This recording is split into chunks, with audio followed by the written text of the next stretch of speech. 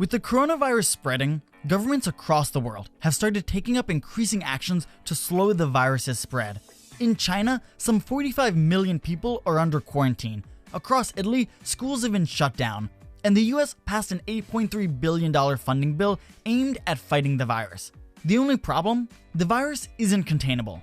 But newer reports show that this isn't as bad as many people fear.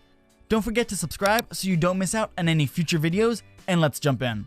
3 months ago, on New Year's Eve, the Chinese government announced a new strain of coronavirus had been spreading throughout Wuhan, China.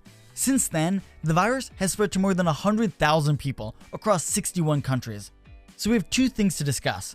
The first, why, even with all the actions the governments of the world have been taking, is the coronavirus uncontainable? And the second, why that's not as bad as you might think. The three things that make the virus impossible to contain are how easily it spreads, how long it takes to show symptoms, and how many people never show symptoms at all. The best way to talk about how contagious a virus is by talking about its R0 value. In simple terms, R0 predicts the number of people who can catch a given bug from a single person. A number less than 1 and the virus will quickly die out. Greater than 1 and now you have a pandemic on your hands. For reference, the flu has an R0 of 1.3 and the 2018 Ebola outbreak had an R0 of about 2. Both less than the coronavirus's R0 of 2.2. That puts it on par with the Chinese SARS outbreak from the early 2000s and the 1918 influenza pandemic, which was one of the deadliest pandemics ever recorded. This means that the virus can spread quickly between people, and the number of cases would be expected to rise exponentially. Another useful metric when talking about diseases is the incubation time, or the time between being exposed and when you first display symptoms. This is the time frame that you can spread the disease before even knowing you have it. For the flu, the incubation time is only about a day, but for the coronavirus, it's 2 weeks.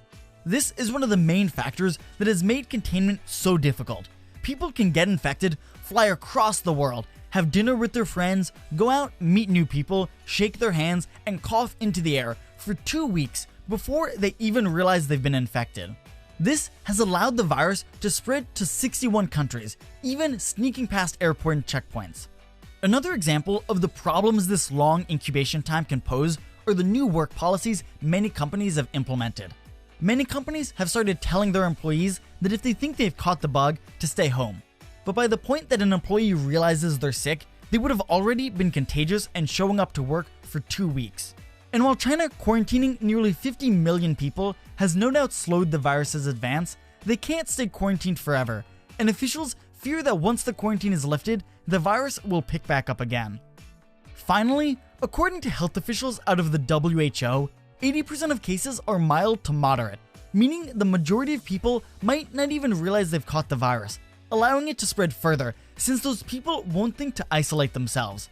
This has led many health officials, including some at the WHO, to fear that the 100,000 reported cases worldwide might be an underestimate.